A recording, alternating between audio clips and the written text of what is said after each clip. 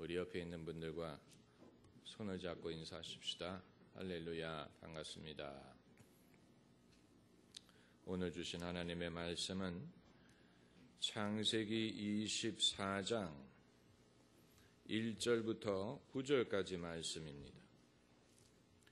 창세기 24장 1절부터 9절까지 1절부터 9절까지 우리 함께 읽겠습니다. 아브라함이 나이 많아 늙었고 여호와께서 그의 범사에 복을 주셨더라. 아브라함이 자기 집 모든 소유를 맡은 늙은 종에게 이르되 청컨대 내 손을 내 환도뼈 밑에 넣으라. 내가 너로 하늘의 하나님 땅의 하나님이신 여호와를 가리켜 맹세하게 하노니 너는 나의 거하는 이 지방 가나안 족속의 딸 중에서 내 아들을 위하여 아내를 택하지 말고 내 고향 내 족속에게로 가서 내 아들 이삭을 위하여 아내를 택하라. 종이 가로되 여자가 나를 쫓아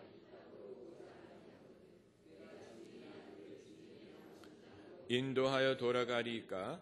아브라함이 그에게 이르되 삼가 내 아들을 그리로 데리고 돌아가지 말라. 하늘의 하나님 여호와께서 나를 내 아버지의 집과 내 본토에서 떠나게 하시고 내게 말씀하시며 내게 맹세하여 이르시기를 이 땅을 내 씨에게 주리라 하셨으니 그가 그 사자를 내 앞서 보내실지라. 내가 거기서 내 아들을 위하여 아내를 택할지니라. 만일 여자가 너를 쫓아오고자 아니하면 나의 이 맹세가 너와 상관이 없나니 오직 내 아들을 데리고 그리로 가지 말지니라. 종이 이에 주인 아브라함의 환도뼈 아래 손을 넣고 이 일에 대하여 그에게 맹세하였더라. 아멘. 아브라함이 나이 많아 늙었고 여호와께서 그의 범사에 복을 주셨더라고 했습니다. 하지만 그는 아직 외아들을 장가보내지 못했습니다. 하나님이 범사에 복을 주셨다고 했는데 그럼에도 아직 이루지 못한 것이 남아있을 수 있습니다. 아직 이루지 못한 것이 있지만 그것을 이룰 수 있는 믿음과 지혜와 노하우를 갖추었다면 그 자체가 이미 복을 받았다는 증거가 되는 것입니다. 범사에 형통한다는 말은 범사에 다 이루었다는 말은 아닙니다. 어떻게 그럴 수가 있겠습니까? 목적지에 다 도착한 사람은 없습니다. 우리 모두는 가는 도중에 있습니다. 우리가 복을 받았지만 아직 목적지를 향해서 가는 도중에 있습니다. 우리가 복을 받았지만 아직 이루지 못한 것이 있습니다. 생각해보면 당연한 논리지만 사람들이 그것을 깨닫지 못한다는 데 문제가 있는 것입니다. 그래서 늘 염려합니다. 우리 애가 아직 결혼을 못해서 라고 염려를 하고 우리 애의 진로를 아직 못 정해서 라고 염려하고 우리가 아직 집을 마련하지 못해서 라고 염려합니다. 여러분, 우리가 아직 못한 것들이 많이 있지만 그것은 앞으로 차차 하면 되고 거기에 사는 재미가 있는 것입니다. 모든 것을 다 이루었다면 무슨 재미로 살겠습니까? 사람이 30살에 은퇴를 했다고 생각해 보세요. 30살에 백만장자가 돼서 은퇴했다. 이제 남은 것은 즐기는 것만 남았다. 사람은 이미 어렸을 때 놀 만큼 놀아봤습니다. 이제 다시 논다는 얘기입니까? 그건 아니죠.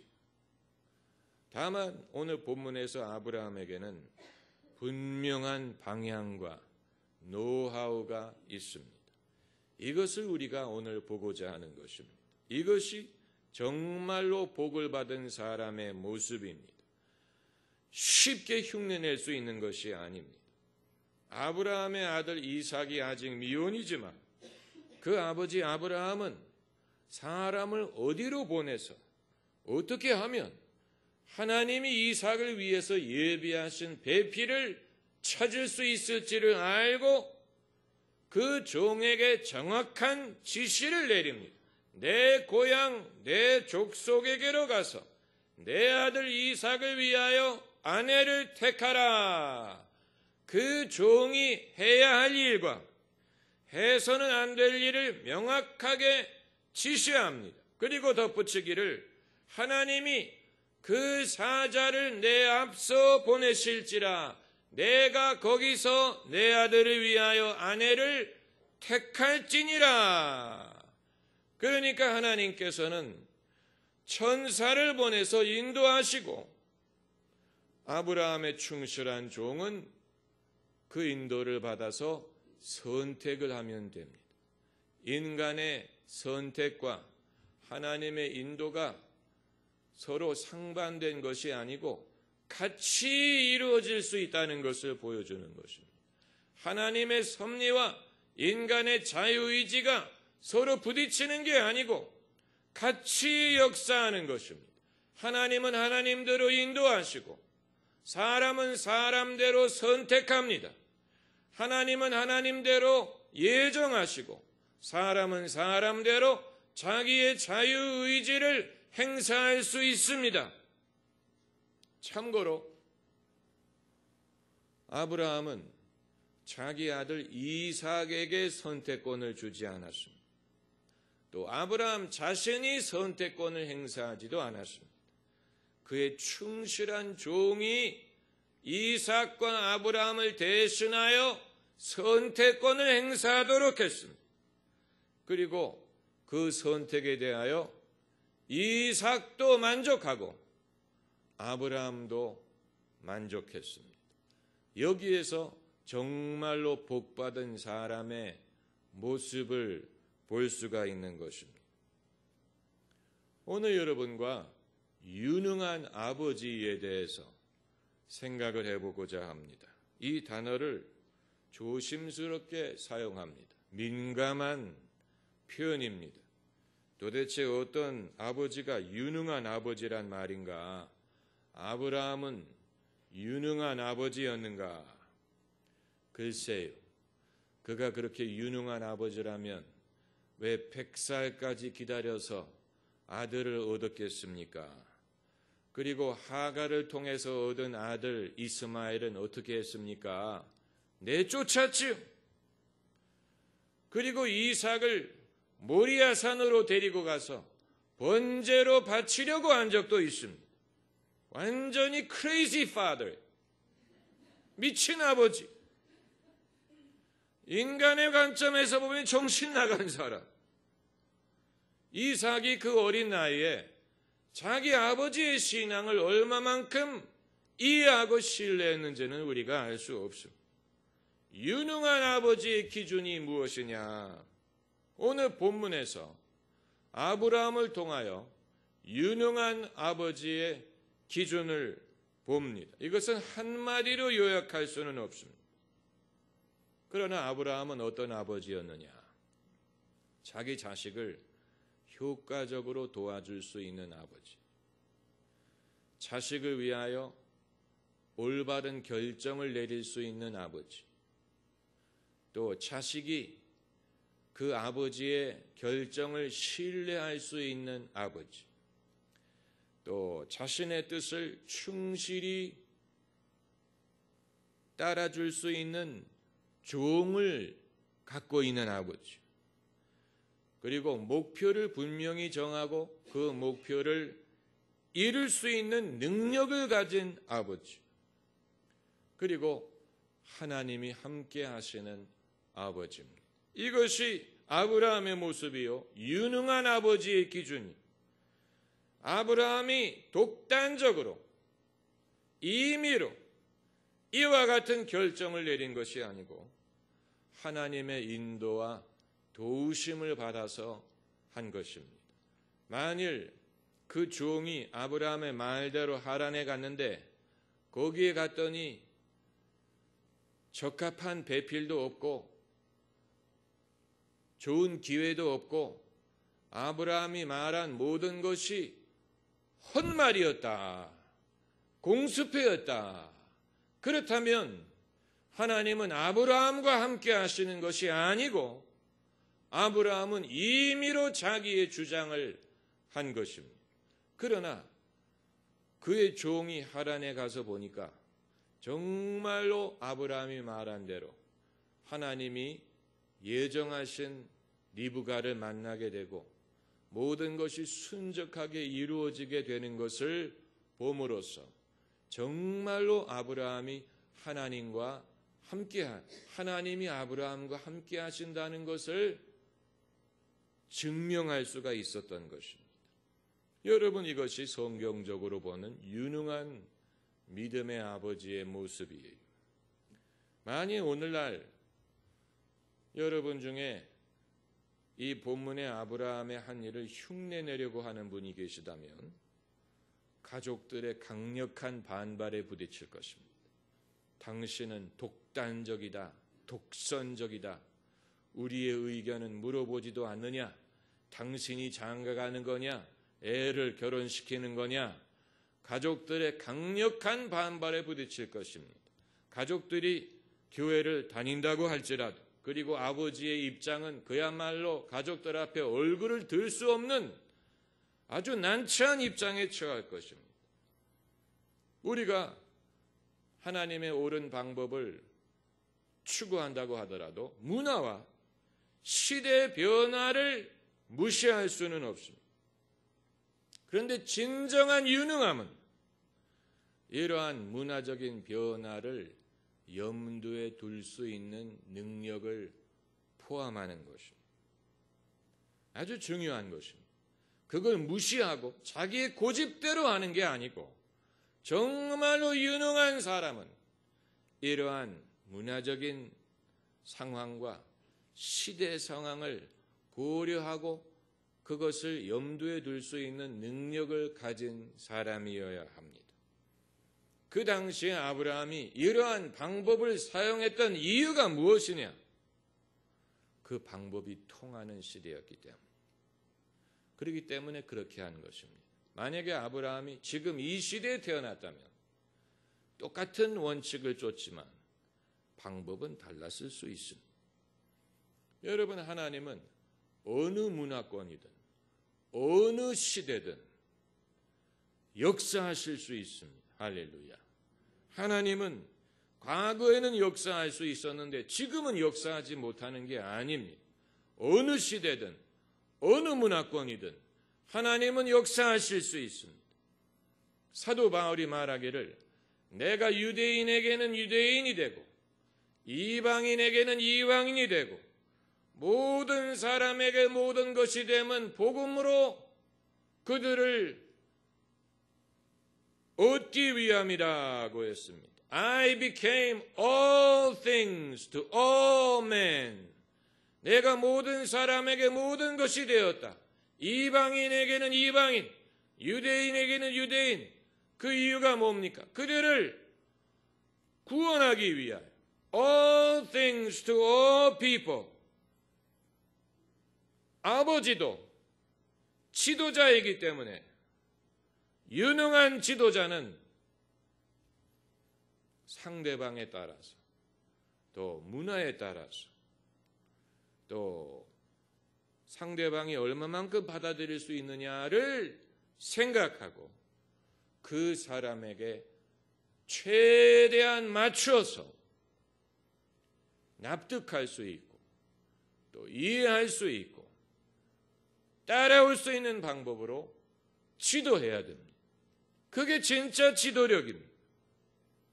지도자, 유능한 지도자는 자기가 의도하고 바라는 것을 이룰 때 억지로 그걸 하는 게 아니고 그건 훌륭한 지도자가 아니에요. 그건 지도력이 없는 사람이에요. 자기가 원하고 뜻하는 것을 이루는 데 있어서 최대한 사람들의 호응과 참여와 동의를 얻어낼 수 있는 사람이 유능한 지도자예요. 그래서 이 아브라함이 이삭 장가 보내는 이 창세기 24장을 끝까지 읽어보면 여기에 등장하는 모든 인물들, 여기에 관련된 모든 인물들, 리브가 리브가의 오라버니 라반, 리브가의 부모, 모든 사람, 또 이삭, 모든 여기에 관계된 모든 사람이 호응을 하고 좋아하고 협조한 것을 볼 수가 있습니다. 이 모든 것이 아브라함의 머리에서 나온 것인데, 아브라함의 비전에서 비롯된 것인데, 아브라함으로부터 이 모든 것이 비롯된 것인데, 그럼에도 불구하고 여기에 관련된 모든 사람들이 좋아하고 호응하고 협조하고 따라주었어요.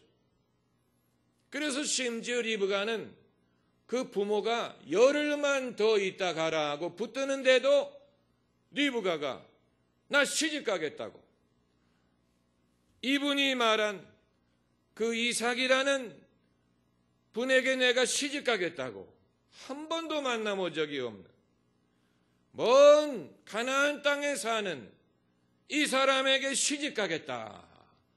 그리고 그 오라버니도 한 번도 본 적이 없는 집안에 자기의 여동생을 보내는 데 있어서도 여동생을 축복하면서 너는 천만인의 어미가 될지어다 축복을 하면서 보내주는 것을 볼 수가 있죠.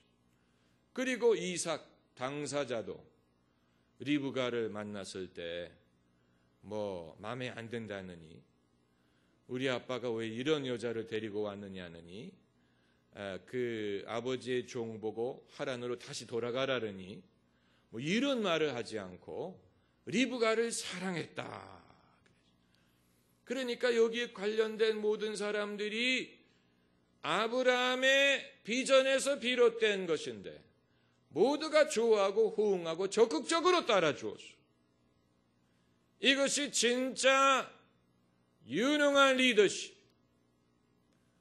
아브라함은 자기가 나서지 않고 자기는 뒤에 있는데, 자기는 뒤에서 이것을 지도하는 것뿐인데, 그러나 여기에 관련된 사람들이 좋아하고 호응하고 적극적으로 따라오고 이렇게 하는 것을 보면서 이게 바로 형통이라는 것입니다. 형통. 이 많은 사람들의 마음이 어떻게 다 움직이고 다 좋아할 수 있습니까? 그런데 형통이라는 것은 이런 것입니다. 하나님이 형통하게 하시는 것은 바로 이런 것입니다. 그리고 아브라함이 항상 이런 식으로 사람들을 배후에서 조종하는 사람이 아니에요. 만약에 그가 항상 그런 식으로 사람들을 조종한다면 그는 능수능란한 사람이 될 것입니다. 그러나 그게 사실이 아니라는 것은 아브라함이 늘 그렇게 하는 것이 아니라는 것을 통해서 우리가 알 수 있습니다. 그는 실수할 때도 있고요. 사람을 잘못 볼 때도 있고, 그는 전능한 사람이 아니에요. 그는 전지전능한 사람이 아니에요. 전지전능한 분은 하나님뿐이에요. 그러나 아브라함이 필요할 때 하나님의 인도를 받아서 나설 때는 반드시 소정의 목적을 이루었습니다. 그 조카 롯이 전쟁에 붙들려 갔을 때, 그때도 아브라함이 가신 40명을 데리고 쫓아가서 적을 무찌르고 롯을 찾아온다. 소정의 목적을 성공적으로 이루었죠. 또 그 아들 이삭을 장가 보낼 때도 이 아브라함이 그 모든 스텝을 알고 있었어요. 어떻게 하면 될 것이고, 너는 어디를 가서 어떻게 하고 선택을 하고 이렇게 하면 될 것이다. 정말로 그대로 됐습니다. 그 이후의 경우에는 아브라함은 신중하고 절제하는 삶을 살았습니다. 신중하고 절제하는 삶. 이 아브라함에게 그를 선지자라고 불렀죠. 그런 그 예언하는 능력이 있었을지라도 아브라함이 그 사용을 절제했습니다. 아무 때나 길에 가는 사람에게 당신의 배우자가 어디 기다리고 있으니까 어디로 가라 이런 식으로 참견을 한다든가, 남의 일에 함부로 참견하지 않고 남의 일에 함부로 나서지 않고 자기의 의견을 함부로 드러내지 않고 신중하고 절제된 삶을 평소에 살았습니다. 하나님이 범사에 복을 주신 사람, 이 1절에 아브라함이 나이 많아 늙었고, 당연히 나이가 많으니까 늙었죠. 나이 많아 젊고 그런 게 어떻게 있습니까? 나이 많아 늙었고 여호와께서 그의 범사에 복을 주셨더라. 범사에 하나님이 복을 주셨습니다. 이게 우리가 사모해야 될 인간상입니다. 우리가 사모해야 될 삶은 바로 이런 것입니다. 우리도 이와 같은 사람이 되기를 원하는 것입니다. 할렐루야. 여러분이 이 말씀을 듣고 마음에 감동이 온다면 여러분도 그러한 사람이 될 수가 있을 것입니다. 기도하십시다.